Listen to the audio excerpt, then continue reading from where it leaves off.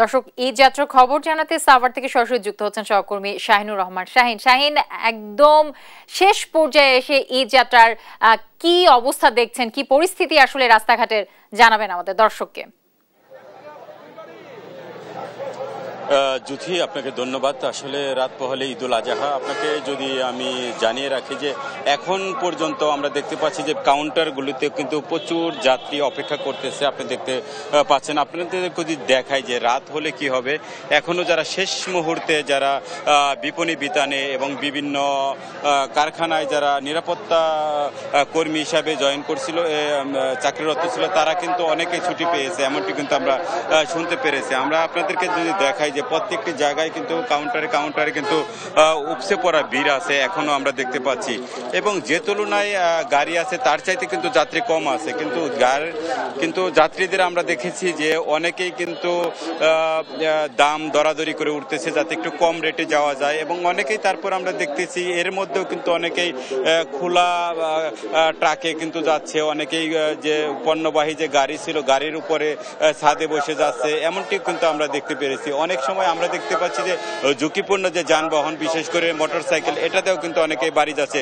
আমরা যদি একজন যাত্রীর সাথে কথা বলার চেষ্টা করি, তিনি লাস্ট মুহূর্তে কেন যাচ্ছেন? আমাদের এই কোম্পানিতে জরুরি একটা শিপমেন্ট ছিল, কিছু ছুটি হয়ে গেছে। আমরা লাস্ট মুহূর্তে যারা স্টাফ ছিলাম তারা ছিলাম, আজকে ছুটি হয়ে গেছে, এই জন্য আমরা আজকে যাচ্ছি। আচ্ছা, যেমনটি জানিয়েছিলেন যে উনি কিন্তু জানালেন যে এখানে গার্মেন্টসে উনি কর্মরত ছিলেন, যে শিপমেন্ট পরে হওয়ার কারণে কিন্তু উনি পরে যাচ্ছে। এবং শেষে আমরা যদি একটু কথা বলার জন্য চেষ্টা করি যে আপনারা কেন শেষ মুহূর্তে যাচ্ছেন? শেষ মুহূর্তে যাচ্ছি মানে আগে গেলে তো একটু জামের সংখ্যা বেশি থাকে, একটু পরে গেলে একটু জামের সংখ্যা কম থাকে, এই জন্যই একটু পরে দিতেছি। এমনি কোনো সমস্যা নাই, ভাড়া মোটামুটি ঠিকই আছে, এমনি কোনো সমস্যা নাই, আপনার এটা ঠিক আছে। যেমনটি জানিয়েছিলেন, আমরা যদি কথা বলার জন্য চেষ্টা করি আরেকজনের সাথে। আচ্ছা, আপনারা শেষ মুহূর্তে কেন যাচ্ছেন? এখন আমরা চাকরির সুবাদে ঢাকায় থাকি, বছরে 2 বার যদি বাসায় না যাওয়া হয় তাহলে আসলে তো হয় না, কারণ নারী টানে বাসা যাইতেই হয়।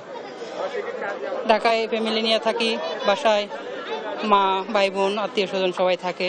আজকে ভাড়াটার কি অবস্থা? ভাড়াটা কি বেশি না কম? ভাড়া আসলে আমি 3 দিন যেটা দেখলাম, সচরাচর যে ভাড়া থাকে অন্যান্য সময়ের তুলনায় দ্বিগুণ ভাড়া আর কি।